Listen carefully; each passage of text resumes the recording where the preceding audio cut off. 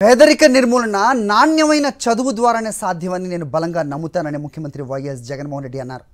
సంపన్నులకు అందే నాణ్యమైన విద్యను పేద పిల్లలకు కూడా అందించాలన్నదే తమ లక్ష్యమని మరోసారి స్పష్టం చేశారు. తిరుపతిలో జరుగుతున్న India today education summit second day రెండో రోజు కార్యక్రమంలో ముఖ్యమంత్రి పాల్గొన్నారు. పిల్లలు ఓటర్లు కాదు కాబట్టి వారి గురించి ఎవరు పట్టించుకోకపోవడం దురదృష్టకరమని చెప్పారు. పేదరికాన్ని తొలగించేందుకు చదువుపై పెట్టుబడి పెట్టడం మినహా మరో మార్గం లేదన్నది తన బలమైన నమ్మకమని సీఎం జగన్మోహన్ రెడ్డి అన్నారు. నాణ్యమైన విద్య అందుకోవడం ప్రతి ఒక్కరి హక్కు కావాలని చెప్పారు. ప్రభుత్వ పాఠశాలల్లో ఇంగ్లీష్ మీడియం బోధించేలా చేయరాదని విమర్శించే వాళ్ల పిల్లలు ఏ మీడియంలో చదువుతున్నారని ప్రశ్నించారు. నాడు నేడు తీసుకొచ్చి పాఠశాలల్లో మౌలిక సదుపాయాలు మెరుగుపరిచామని సీఎం తెలిపారు. 62,000 తరగతి గదులు ఉంటే 40,000 తరగతి గదుల్లో ఇంటరాక్టివ్ టీవీలు ఏర్పాటు చేస్తామని చెప్పారు. ఈ నెలాఖరు కల్లా మిగతా చోట్ల కూడా పూర్తవుతాయన్నారు.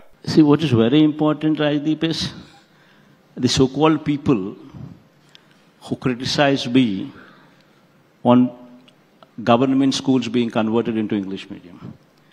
But one straight question what they should ask themselves is their children and their grandchildren.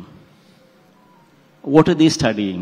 Are they sending their children and their grandchildren also to Telugu medium schools?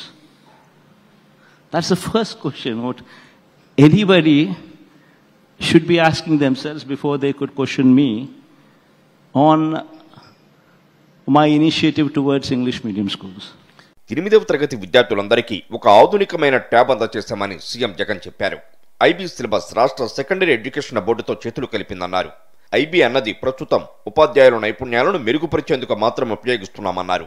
June 2025 తర్వాత మొదటి తరగతిలో ఐబీ సిలబస్ ప్రవేశపెడతామన్నారు. అక్కడి నుంచి దశల వారీగా 7వ తరగతి వరకు ప్రవేశపెడతామని చెప్పారు.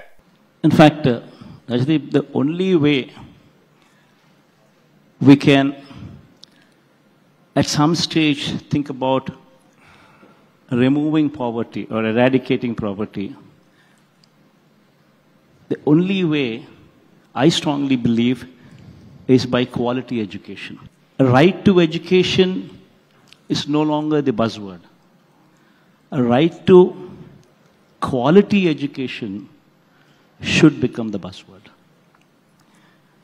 What is the point in bringing up an education system where the poor get to study something else, where the rich study something else?